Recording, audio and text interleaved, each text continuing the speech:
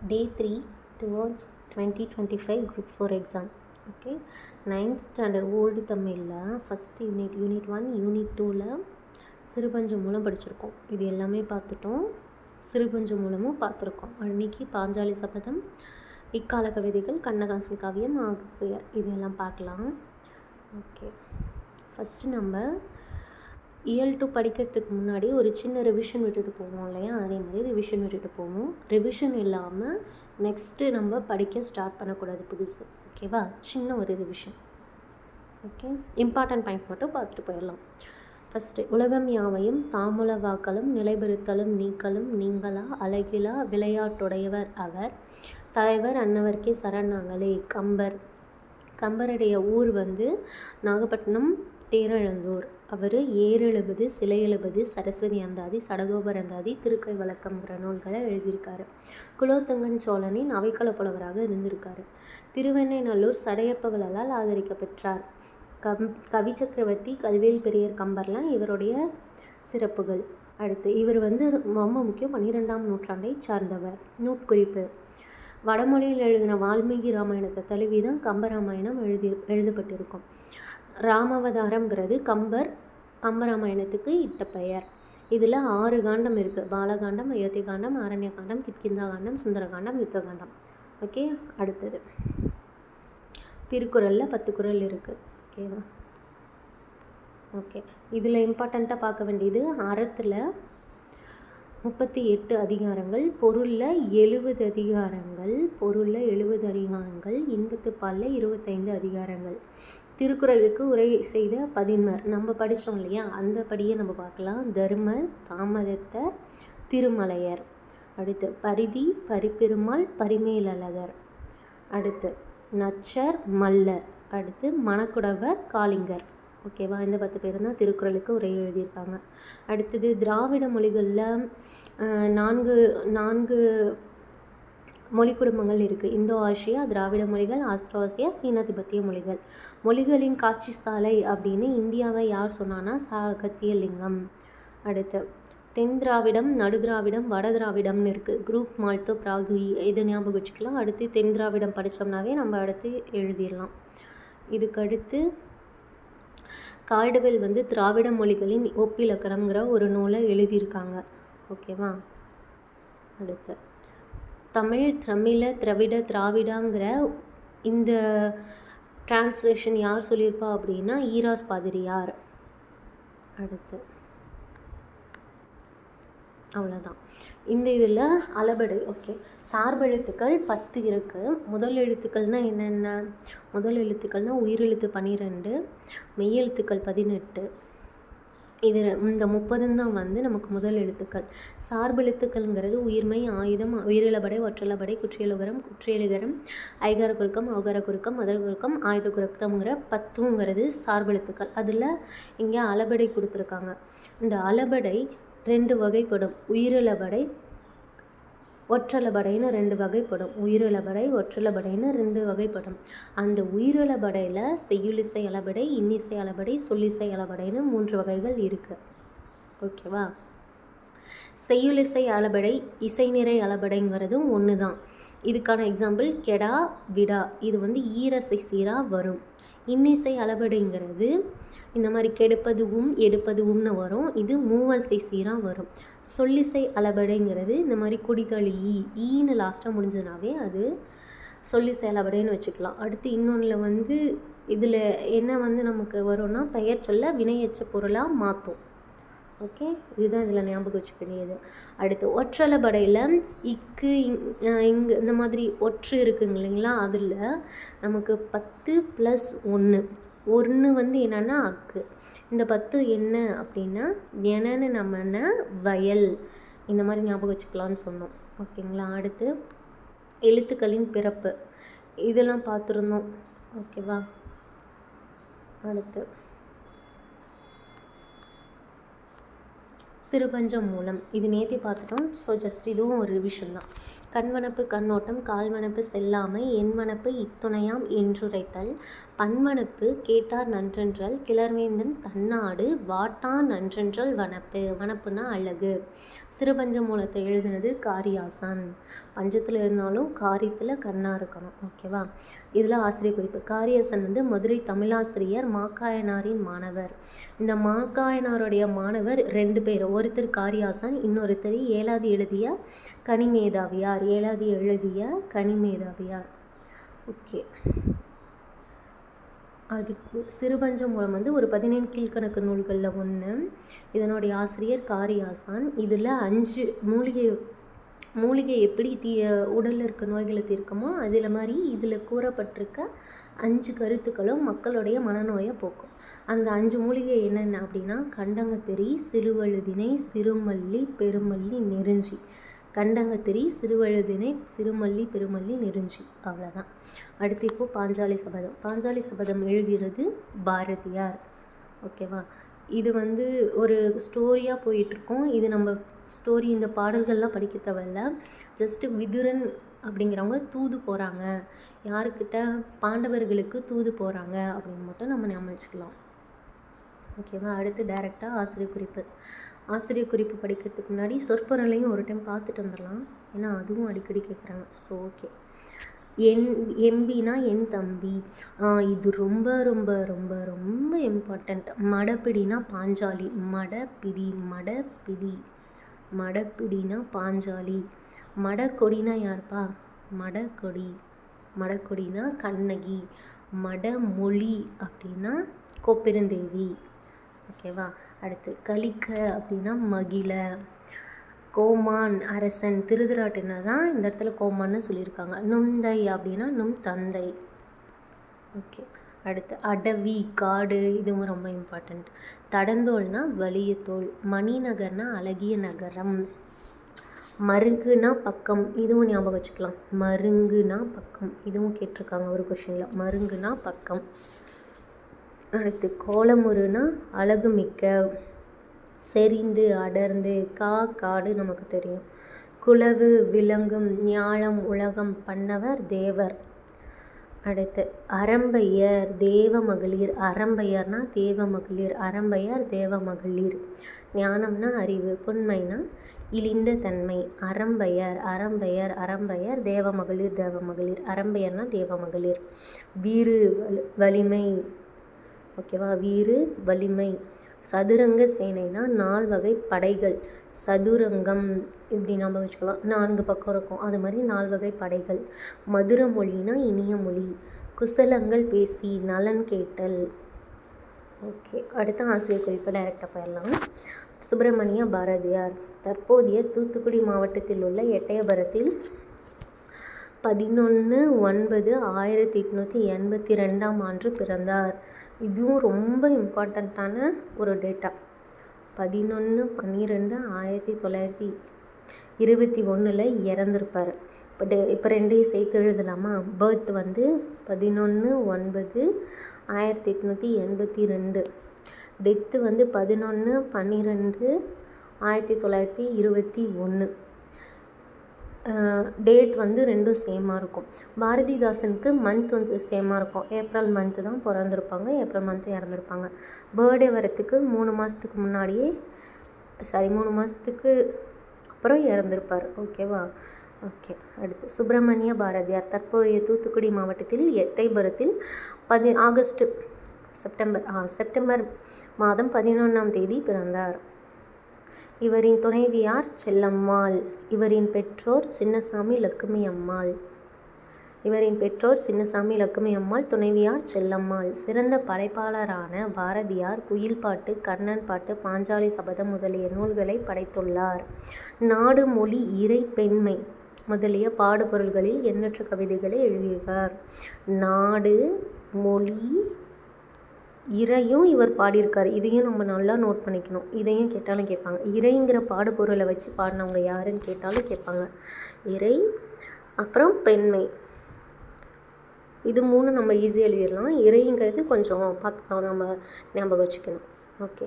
அடுத்து ஞானரதம், சந்திரிகையின் கதை, தராசு முதலிய உரைநடை இலக்கியங்களையும் எழுதினார். இது 3 என்னது? உரைநடை இலக்கியம். என்னென்னது? ஞானரதம், சந்திரிகையின் கதை, தராசு. இது 3 உரைநடை இலக்கியங்கள்.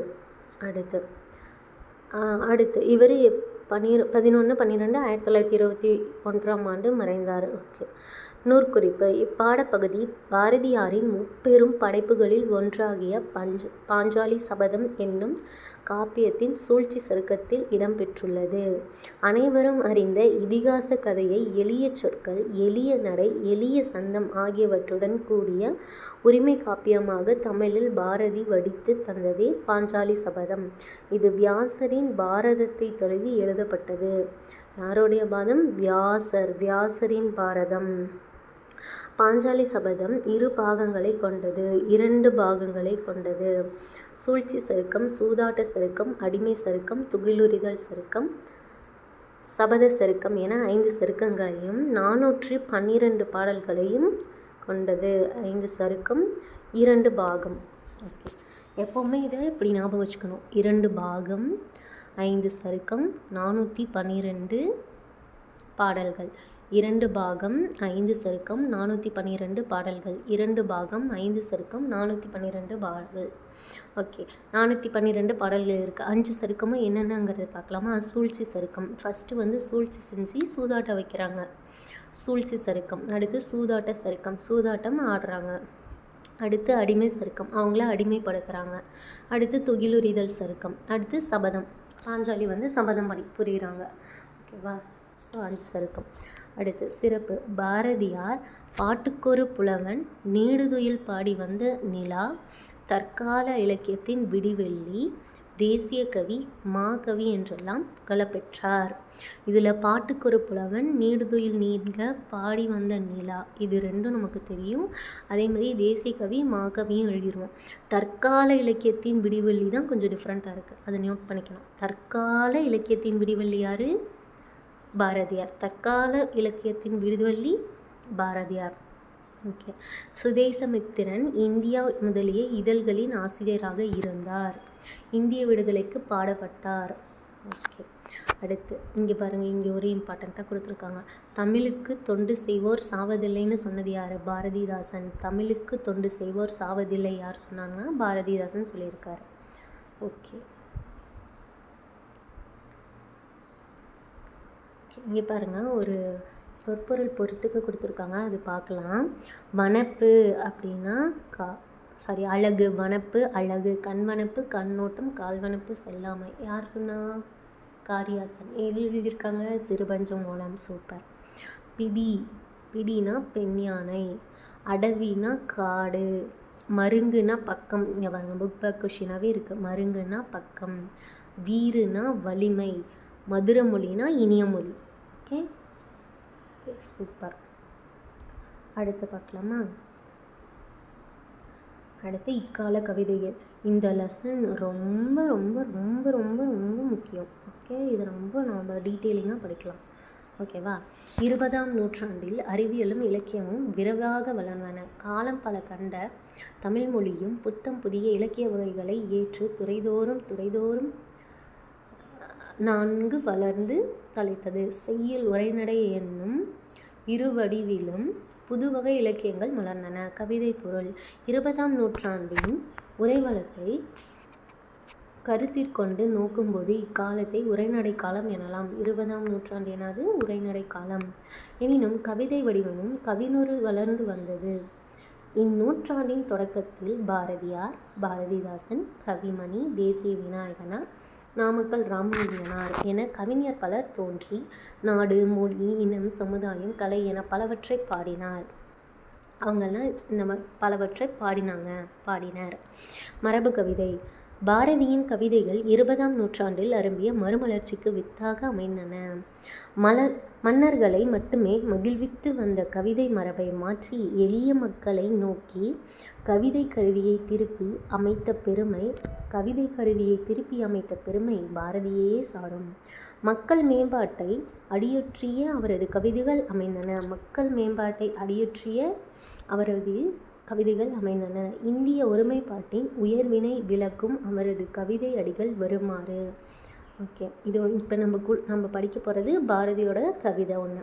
30 கோடி முகமுடையாள் உயிர் மொயம்புற ஒன்றுடையாள் இவள் செப்பு மொழி 18 இனி சிந்தனை ஒன்றுடையாள்.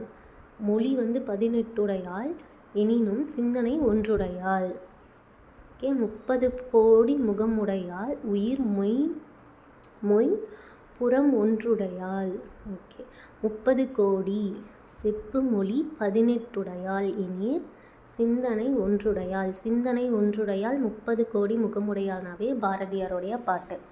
தமிழ் வளர்ச்சிக்கு வழி சொல்லும் மற்றொரு கவிதை.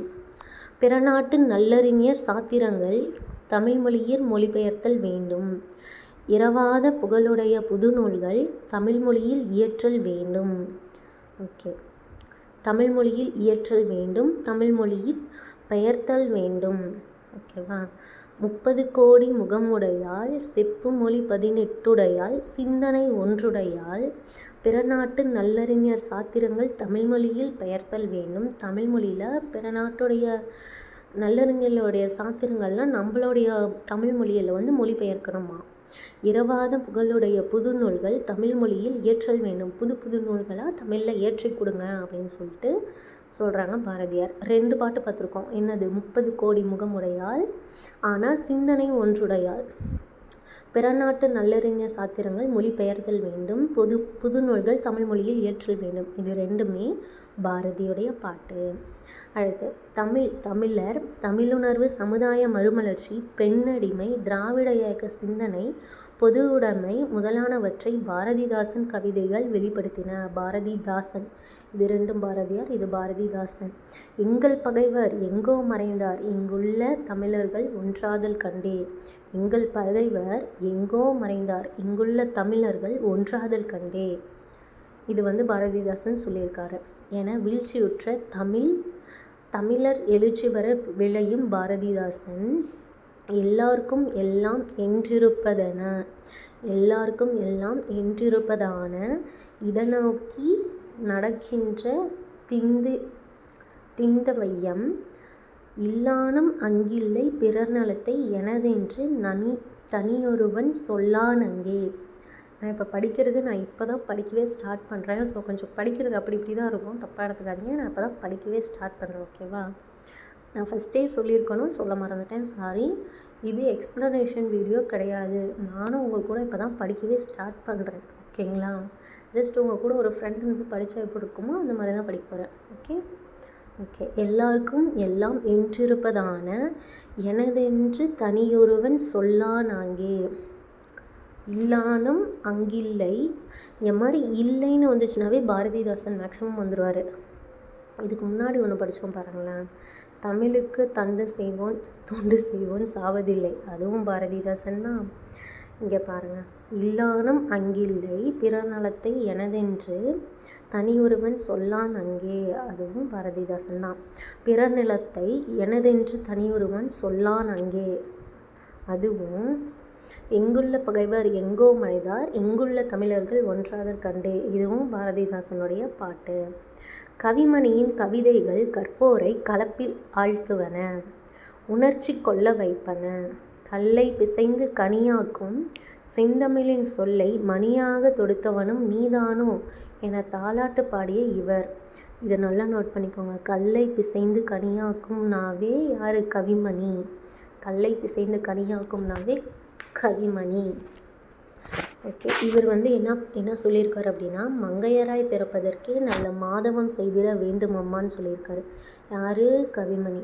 மங்கையராய் பிறப்பதற்கே நல்ல மாதவம் செய்திட வேண்டுமம்மா. கல்லை பிசைந்து கனியாக்கும்னாலும் கவிமணி, மங்கையராய் பிறப்பதற்கே நல்ல மாதவம் செய்திட வேண்டுமம்மாங்கிறதும் கவிமணி என பாடி பெண்ணின் பெருமையை பேசுகிறார்.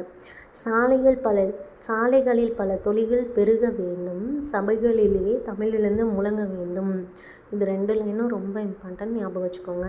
சாலைகளில் பல தொழில்கள் பெருக வேண்டும், சபைகளிலே தமிழிலிருந்து முழங்க வேண்டும். இதுவும் கவிமணி தான். ஓகேவா. இப்போ யாரை பார்த்துருக்கோம்? பாரதியாரை பார்த்துருக்கோம், பாரதிதாசனை பார்த்துருக்கோம், கவிமணியை பார்த்துருக்கோம். அடுத்து விடுதலை இயக்க கவிஞர்களுள் ஒருவர் நாமக்கல் கவிஞர். இவரது கவிதைகளில் காந்திய சிந்தனைகள் மிளிர்கின்றன. இவர் தமிழரின் சிறப்பையும் தமிழ்மொழியின் இனிமையும் சேர்த்து பாடினார். தமிழன் என்றோர் இனமுண்டு, தனியே அவர்க்கோர் குணமுண்டு. அமிழ்தம் அவனுடைய மொழியாகும், அன்பே அவனுடைய வழியாகும். இது சொன்னது யார்? நாமக்கல் கவிஞர். தமிழன் என்றோர் இனமுண்டு அப்படின்னாவே நாமக்கல் கவிஞர். அன்பே அவனுடைய வழியாகும், அதுவும் நாமக்கல் கவிஞர். ஓகே. சமுதாயத்தின் மீது அக்கறையுள்ள அவர் பின்வருமாறு பாடியுள்ளார். பாட்டாளி மக்களது பசி தீர வேண்டும், பணமென்ற மோகத்தின் விசை தீர வேண்டும். ஓகே. அடுத்து, வாழ்க்கை சிறக்க ஒவ்வொருவரும் ஒரு தொழிலையாவது கற்றுக்கொள்வது நல்லது என வலியுறுத்தும் நாமக்கல்லாரின் கவிதை வருமாறு. கைத்தொழில் ஒன்றை கற்றுக்கொள், கவலை உனக்கில்லை ஒற்றுக்கொள். கைத்தொழில் ஒன்றை கற்றுக்கொள், கவலை உனக்கில்லை ஒத்துக்கொள். ஓகேவா? இப்போது நாமக்கல் கவிஞரை பற்றிய 3 பாடல்கள். நாமக்கல் கவிஞர் யார்? வே. ராமலிங்கனார். ஓகே. தமிழன் என்றோர் இனம் உண்டு, தனியே அவர்க்கோர் குணம் ஒன்று. அமிழ்தம் அவனுடைய மொழியாகும், அன்பே அவனுடைய வழியாகும். பாட்டாளி மக்களது பசி தீர வேண்டும், பணம் என்ற மோகத்தின் விசை தீர வேண்டும். கைத்தொழில் ஒன்றை கற்றுக்கொள், கவலை உனக்கில்லை ஒத்துக்கொள். இது 3மே நாமக்கல் கவிஞர் தான். ஓகேவா? அடுத்து, புலவர் குழந்தை, முடியரசன் முதலியோர் கவிதைகளை பகுத்தறிவு நோக்கமும் முற்போக்கு சிந்தனையும் தமிழுணர்வும் இலங்க காணலாம். ஓகே. 20 minutes ஆகிடுச்சா? சரி, பார்க்கலாம் வாங்க. அவ்வளோதான். இது ஒன்றோட நான் முடிச்சுட்டு நான் அடுத்து என்ன இருக்குது, இன்னும் கண்ணதாசன் கவி இன்பம் தான் இருக்குது. இது நம்ம நெக்ஸ்ட் வீடியோவில் கூட பார்க்கலாம். ஓகேவா? ஒன்றும் பிரச்சனை இல்லை, பொறுமையாக படிக்கலாம், ஸ்லோவாக படிக்கலாம். எவ்வளோ ஸ்லோவாக படித்தாலும் பரவாயில்ல, நம்ம படிக்கிறத தெளிவாக படிக்கணும். அடுத்த டைம் படிக்கக்குள்ளே நமக்கு ரிவிஷன் மட்டும்தான் இருக்கணும், அதை மெமரி பண்ணுற மாதிரி இருக்கக்கூடாது. ஓகேவா? ஓகே. ரொம்ப பொறுமையாகவே படிப்போம். நம்ம பண்ண ஒரு பெரிய தப்பே போன எக்ஸாமில் இதுவாக தான் இருந்திருக்கும். நம்ம ரிவிஷன் பண்ணாமல் தெளிவாக படிக்காமல் அடுத்துன்னு படிச்சுட்டு போய் தான் நமக்கு இப்போ மார்க்கே வரலை. ஸோ இந்த டைம் விடக்கூடாது, பொறுமையாக படிச்சுட்டு போகிறோம், ஃபுல் அண்ட் ஃபுல் படிக்கிறோம். ஓகே. புலவர் குழந்தை, முடியரசன், அவங்கெல்லாம் யார்? பகுத்தறிவு நோக்கம் முற்போக்கு சிந்தனையும் தமிழுணர்வு இலங்க காணலாம். ஓகே. ஆங்கிலமோ பிற மொழியோ பயின்றுவிட்டால் அன்னை மொழி பேசுவதற்கு நாணுகின்ற தீங்குடை மனப்போக்கர் வாழும் நாட்டில் தென்படுமோ மொழியுணர்ச்சி? இவ்வரிகள் முடியரசனின் தனியாத தண்டமிழ் காதலை வலியுறுத்தும். முடியரசன் என்ன சொல்லியிருக்காரு? ஆங்கிலமோ பிற மொழியோ பயின்றுவிட்டால் அன்னை மொழி பேசுவதற்கு நாணுகின்ற தீங்குடை மனப்போக்கர் வாழும் நாட்டில் தென்படுமோ மொழியுணர்ச்சி? வேறு லாங்குவேஜ் கற்றுக்கிட்டா தமிழ் பேசுகிறதுக்கு அவங்க நாடுறாங்களாம். அதாவது அவங்க ஷையாக ஃபீல் பண்ணுறாங்க, நாணுகின்றனர். அந்த மாதிரி வாழ்கிற நாட்டில் எங்கே மொழியுணர்ச்சி இருக்க போகுது அப்படின்னு சொல்லி முடியரசன் சொல்கிறாரு. அடுத்து, சுரதாவின் கவிதைகளில் புதிய உவமைகளை காணலாம். சுரதாவே ஓமை கவிஞர். ஓகேவா? அதனால் அவர் ஓமை கவிஞர் எனவும் சிறப்பினை பெற்றார். வரலாற்று செய்திகளும் இலக்கண விளக்கங்களும் இவரது பாடல்களில் இடையிடையே கலந்து வருகின்றன. வரலாறு, இலக்கணம். ஓகே. அவை எளிமையும் இனிமையும் ஒன்று கலந்து பொருட்செறிவையும் பொது வேகத்தையும் உண்டாக்குகின்றன. முல்லைக்கோர் காடு போலும். இங்கே பாருங்க, உவமைனாவே என்ன? அது போலன்னு சொல்கிறது தான் உவமை. இந்த எல்லா லைன்லையுமே போலும்னு வந்திருக்கு. இதை வச்சு நம்ம கணிச்சிடலாம். முல்லைக்கோர் காடு போலும், முத்துக்கோர் கடலே போலும், சொல்லுக்கோர் கீரன் போலும், தூதுக்கோர் தென்றல் போலும், கவிக்கோர் கம்மன் போலும், கவிதைக்கோர் பரணர் போலும். கவிதைக்கு யார்? பரணர். ஓகே. வில்லுக்கோர் ஓரி போலும், விளங்கினார் வென்றார் நின்றார். ஓகே. போலம்னு வந்துச்சுனாவே சுரதா. ஓகே. கல்லை பிசைந்து கனியாக்கும் யார்? கவிமணி. ஓகே. கைத்தொழில் ஒன்றை கற்றுக்கொள், கவலை உனக்கில்லை ஒத்துக்கொள். அது யார் சொன்னது? நாமக்கல் கவிஞர். Okay, super. ஓகே. இவ்வாறு சுரதா மறைமடி அடிகளாரை உவமைகளால் பாராட்டியுள்ளார். பாரதிதாசனை தொடர்ந்து இயற்கையின் அழகை எழிலுள்ள படம் பிடித்து காட்டுவதில் வாணிதாசன் கவிதைகள் சிறந்து விளங்குகின்றன. பாரதிதாசனுக்கு அடுத்து வாணிதாசன் தான் இயற்கையுடைய அழகாக சொல்லுவாராம். சுத்தானந்த பாரதியார், கவிஞர் கண்ணதாசன், பட்டுக்கோட்டை கல்யாண சுந்தரம், தமிழ்மொழி என எண்ணற்றோர் மரபு கவிதைகள் புதைந்து தமிழ் அன்னைக்கும் மேலும் வளமும் பெருமையும் சேர்த்துள்ளனர். புதுக்கவிதை மனிதகுல வளர்ச்சிக்கு ஏற்றவாறு சிந்தனை மாற்றங்களும் சமூக மாற்றங்களும் நிகழ்தல் இயல்பு. இச்சிந்தனை மாற்றத்தின் விளைவே புதுக்கவிதையின் தோற்றம். அமெரிக்க கவிஞர் வால்ட் விட்மனின் சாயலில் பாரதியார் வசன கவிதை எழுதினார். இது ரொம்ப இம்பார்ட்டண்ட். பாரதியார் யாருடைய வசன கவிதையுடைய சாயல் எழுதினார்னா வால்ட் விட்மன் பாரதியார். யாப்பு நெறிகளை மீற வேண்டும் என இவ்விரு கவிஞரும் ஒருபோதும் எண்ணியதில்லை. யாப்பினை ஒரு தடையாகவும் இவர்கள் நினைத்ததில்லை. ஆனால் மேலை நாட்டு இலக்கிய தொடர்பும் சமுதாய சூழ்நிலையும் தமிழில் புதியதொரு வடிவம் தோன்ற காரணமாயின. புதிய ஆங்கில கவிதைகளை படித்து தமிழரது சிந்தனையில் புதுக்கவிதைகள் மலர்ந்து மனம் பரப்பின. மரபில் பாடி வந்த பலரையும் இந்த புதுக்கவிதை வகை ஈர்த்தது. நா. பிச்சமூர்த்தி, புதுமைப்பித்தன், கூ. ராசகோபாலன், கான்யா சுப்பிரமணியன் முதலியோர் தொடக்கத்தில் மணிக்கொடி என்னும் இதழில் புதுக்கவிதை எழுதினர். மணிக்கொடிக்கு யாரு? பிச்சமூர்த்தி, புதுமைப்பித்தன், ராஜகோபாலன், சுப்பிரமணியன். இது 4 பேர் ஞாபகம் வச்சுக்கணும். பிச்சமூர்த்தி, புதுமைப்பித்தன், ராசகோபாலன், சுப்பிரமணியன். ஓகேவா? அடுத்து பின்னர் எஸ். வைத்தீஸ்வரன், தர்ம சிவராமு, மணி, சீசு செல்லப்பா முதலியோர் எழுத்து என்னும் இதழில் எழுதினார். எழுத்துங்கிற இதழில் எழுதினவங்க யார்? வைத்தீஸ்வரன், தர்ம சிவராமு, மணி, சீசு செல்லப்பா. ஓகே. இதற்கடுத்த கட்டத்தில் அப்துல் ரகுமான், ஈரோடு தமிழன்பன், மீராசேந்திரன், நா. காமராசன், சிற்பி பாலசுப்பிரமணியன், வாலி, இன்குலாப், மூமேத்தா, வைரமுத்து முதலான மரபு வழி கவிஞரும் புதுக்கவிதை பாடுவதில் ஈடுபட்டு பெருவெற்றி பெற்றனர். கோவை வானம்பாடி குழுவினர் புதுக்கவிதையை பயிராக்கினர்.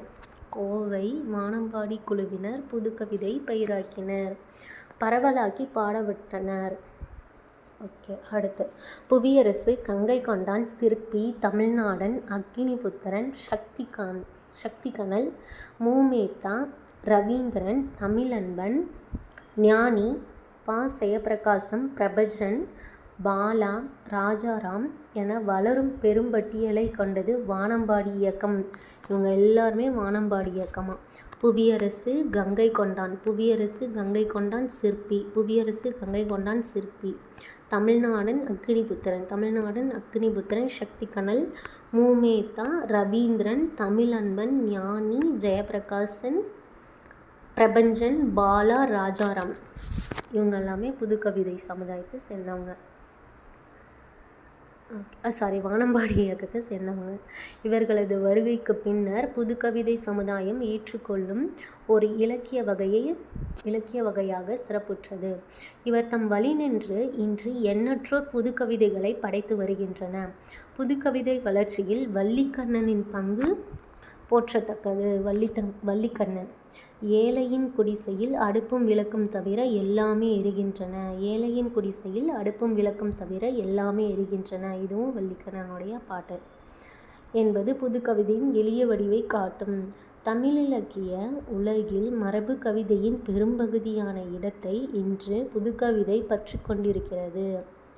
இன்றைய கவிஞர்கள் மேனாட்டாரை பின்பற்றி புது வடிவங்களில் கவிதைகளை எழுதி வருகிறார்கள். ஓகே, அவ்வளோதான், நம்ம முடிச்சிட்டோம். இது இன்னும் ஒரே ஒரு பாக்ஸ் இருக்குது, அதை பார்த்தலாம். உச்சி மலையிலே ஊறும் அருவிகள் ஒரே வழியில் கலக்குது. ஒற்றுமை இல்லா மனித குலம் உயர்வு தாழ்வு வளர்க்குது. இது யார் சொன்னாங்கன்னா பட்டுக்கோட்டை கல்யாண சுந்தரம். ஓகேவா? ½ அன் ஹவர் ஆகிடுச்சு. சரி, ஓகே. இது சின்னதாக ஒரு என்னென்ன பார்த்துருக்கோன்னு மட்டும் இந்த லெசனுக்கு மட்டும் பார்த்துடலாம். ஓகே. பாரதியாருக்கு 2 பாட்டு. 30 கோடி முகமுடையாள், சிந்தனை ஒன்றுடையாள், பிறநாட்டு நல்லறிஞர் சாத்திரங்கள் தமிழ் மொழியில் பெயர்த்தல் வேண்டும், புதுநூல்கள் தமிழ் மொழியில் இயற்றல் வேண்டும். மொழிபெயர்க்கணும், புது நூல்களை இயற்றணும். பாரதியார் சொன்னது 30 கோடி புது நூல்கள் இயற்றல், மொழிபெயர்த்தல். பாரதிதாசன் யார்? எங்கள் பகைவோர் எங்கோ மறந்தார், இங்குள்ள தமிழர்கள் ஒன்றாதல் கண்டே, எல்லாருக்கும் எல்லாம் என்றிருப்பதென்ன, அங்கில்லை இல்லானும் அங்கில்லை, பிறநலத்தை எனதென்று தனியொருவன் சொல்லான் அங்கே. இதுவும் பாரதிதாசன். அடுத்து இந்த கல்லை பிசைந்து கனியாக்கும் யாருன்னா கவிமணி. மங்கையராய் பிறப்பதற்கே கனிமணி. சாலைகளில் பல தொழில்கள் பெருக வேண்டும். சபைகளிலே தமிழ் எழுந்து முழங்க வேண்டும். இந்த சபைகளிலே தமிழ் எழுந்து முழங்க வேண்டும் நல்லா ஞாபகம் வச்சுக்கணும். யார்? கவிமணி. அடுத்து இந்த தமிழன் என்றோர் இனம் உண்டு, தனியே அவர்க்கோர் குணம் உண்டு, அமிழ்தம் அவனுடைய மொழியாகும், அன்பே அவனுடைய வழியாகும். நாமக்கல் கவிஞர். பாட்டாளி மக்களது பசித்தீர வேண்டும், பணம் என்ற முகத்தை விசைத்தீர வேண்டும். கைத்தொழில் ஒன்றை கற்றுக்கொள், கவலை உனக்கில்லை ஒற்றுக்கொள். ஓகே, இந்த இனம் உண்டு, பாட்டாளி, கைத்தொழில் இதெல்லாம் நாமக்கல் கவிஞர். அடுத்து ஆங்கிலமோ பிறமொழியோ பயின்று விட்டால் அன்னை மொழி பேசுவதற்கு நாடுகின்ற தீங்குடை மனப்போக்கர் வாழும் நாட்டில் தென்படுமோ மொழியுணர்ச்சி. ஆங்கிலமோ பிறமொழியோ மொழியுணர்ச்சி. ஆங்கிலம் பிறமொழி மொழின்னு வந்துருச்சு, அடுத்து மொழியுணர்ச்சின்னு வந்துருச்சு. அதே முடியரசன். அடுத்து முல்லைக்கோர் காடு போலும். இந்த மாதிரி போலும்னு வந்துச்சுனாவே சுரதா. யாரை சொல்கிறாரு அப்படின்னா மறைமொழியடிகளை சொல்கிறாரு. ஓகேவா. அடுத்து பாரதியார் வால்ட் விட்மனுடைய சாயலில் எழுதினார். வள்ளிக்கண்ணனுடைய ஏழையின் குடிசையில் அடுப்பம் விளக்கம் தவிர எல்லாம் எரிகின்றன. ஓகேவா. அவ்வளோதான், நம்ம முடிச்சிட்டோம். இந்த வீடியோ ரொம்ப லென்த்தாக போயிடுச்சு. உச்சி மலையிலே ஊறும் அருவிகள் யாருன்னா பட்டுக்கோட்டை கல்யாண சுந்தரம். ஓகே, இன்றைக்கி சண்டேங்கிறதுனால கொஞ்சம் அப்படியே எனர்ஜி பேட்டரிலாம் லோவாக இருக்குது. அதனால் ஒரே ஒரு இது மட்டும்தான் பார்க்க முடிஞ்சுது. நெக்ஸ்ட் வீடியோவிலேருந்து கண்டிப்பாக ஃபுல்லாக பார்த்துடலாம். ஓகேவா. ஓகே சரி, நெக்ஸ்ட் வீடியோவில் கண்ணதாசனையும் ஆகுப்பெயரும் பார்க்கலாம். ஓகேவா. ஓகே, எல்லோரும் படிக்க ஸ்டார்ட் பண்ணிடுங்க. இனிமேல் நோட்டிஃபிகேஷன் வருங்கிற எண்ணெல்லாம் இருக்கக்கூடாது, கண்டிப்பாக படிக்கணும். ஓகேவா. ஓகே ஓகே, நெக்ஸ்ட் வீடியோவில் பார்க்கலாம். பாய்.